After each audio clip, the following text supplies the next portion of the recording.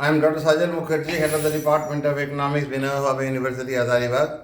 Yesterday we had discussed about identification, and it was part 1. We had only discussed about the order condition, and we took the second equation and we saw that 3 was greater than 2, k minus m greater than or equal to g minus 1. This was the order condition. Greater रहेगा तभी satisfied होगा, equal में satisfied होगा, greater में होगा over identified, equal में होगा exactly identified, less में होगा सेटिस्फाइड नहीं होगा order condition, and the equation will be under identified. So here the order condition was satisfied and the second equation was over identified. आज हम लोग करेंगे आइडेंटिफिकेशन का second condition which is the rank condition. Rank condition क्या कहता है? In a system of ji equations any particular equation is identified if and only if it is possible to construct at least one non-zero determinant of order g minus 1 from the coefficients of the variables excluded from that equation but contained in the other equations of the model. इसको हम लोग तोड़ कर समझाते हैं. Rank condition satisfied तब होगा अगर हम लोग कम से कम एक नॉन जीरो डिटर्मिनेंट निकाल सकते हैं ऑफ ऑर्डर g माइनस 1. कम से कम एक नॉन जीरो डिटर्मिनेंट, एक निकलेगा नॉन जीरो, रैंक सेटिस्फाइड होगा. एक से अधिक निकलेगा नॉन जीरो तब भी सेटिस्फाइड होगा रैंक कंडीशन. तो सेटिस्फाइड कब नहीं होगा? जब कोई भी नॉन जीरो डिटर्मिनेंट नहीं निकलेगा ऑफ ऑर्डर g माइनस 1. और डिटर्मिनेंट कहाँ से निकालने होगा? हवा से तो नहीं निकलेगा. डिटर्मिनेंट कहाँ से निकलेगा? वेरिएबल्स का कोएफिशिएंट से जो उस इक्वेशन में नहीं है लेकिन दूसरा इक्वेशन में है. I repeat, in a system of ji equations any particular equation is identified if and only if it is possible to construct at least one non-zero determinant of order g minus 1 from the coefficients of the variables excluded from that equation but contained in the other equations of the model.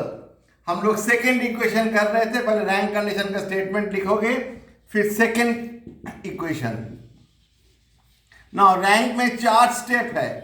First step क्या है?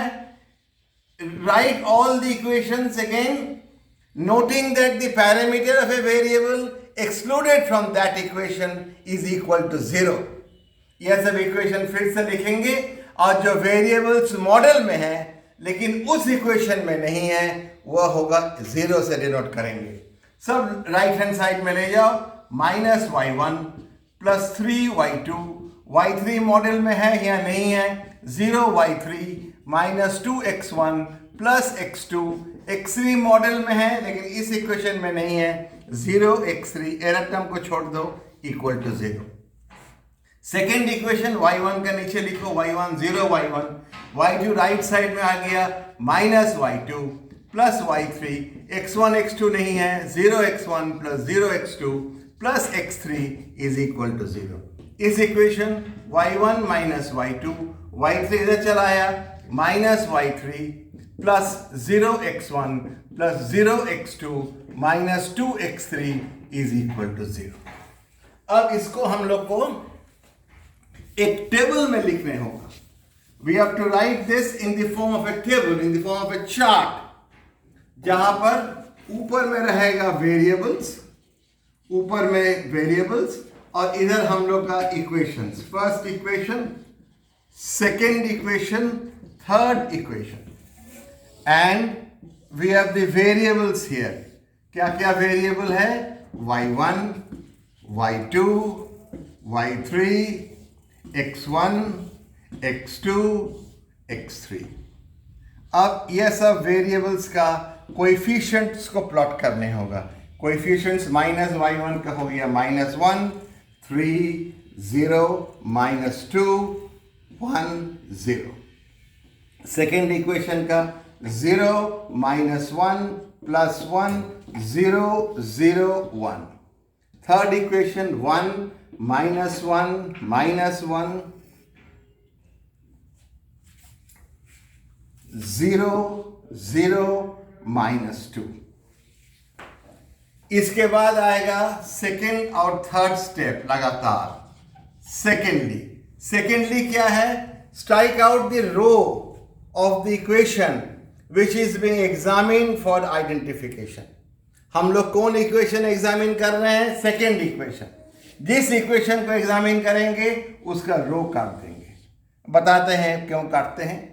उसके बाद third step है strike out the columns in which a non-zero coefficient of the equation being examined appears.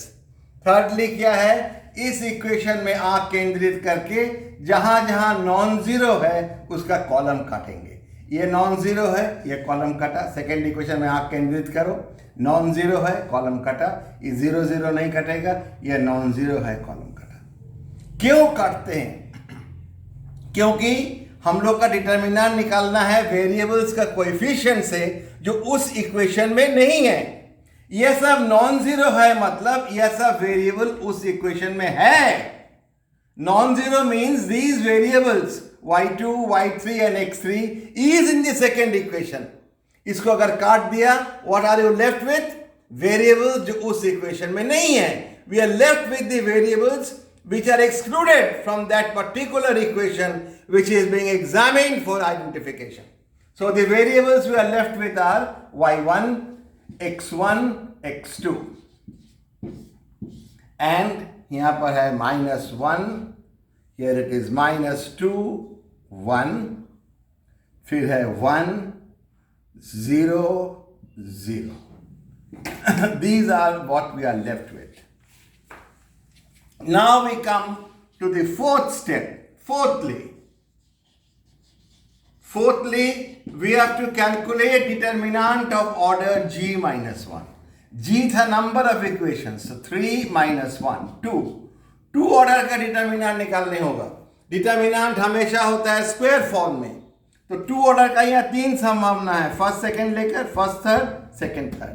जहां 3 संभावना होगा वहां कोई भी एक नॉन जीरो अगर आ गया, रैंक कंडीशन सेटिस्फाइड है।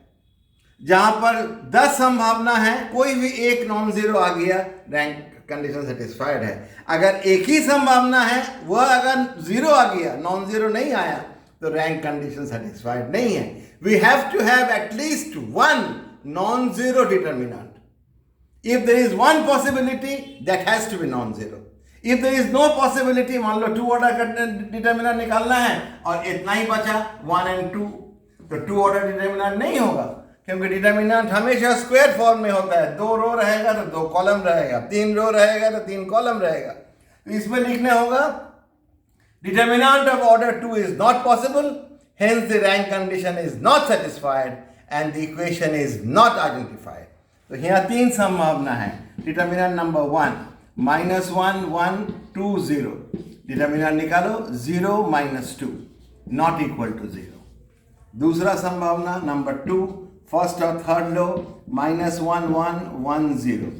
ये हो गया 0 - 1, तो -1 नॉट इक्वल टू 0।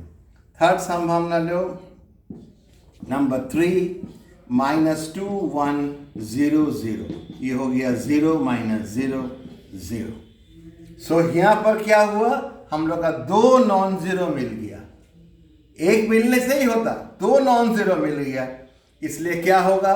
यहां लिखने होगा as we are getting 2 non zero determinants of order g minus 1, hence the rank condition is satisfied and the second equation is identified.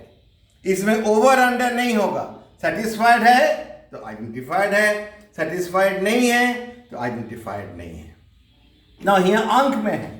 हम लोग नेक्स्ट सम करेंगे जहां पर अंक में नहीं रहेगा, इंटीजर नहीं रहेगा। मान लो यहाँ पर a1, a2, b3, b4 आया और डिटर्मिनेंट निकला a3 या b3, तब तो हम जानते नहीं है कि a3, b3 0 है कि नहीं है। यहाँ तो जानते हैं कि 2 0 नहीं है, -1 0 नहीं है।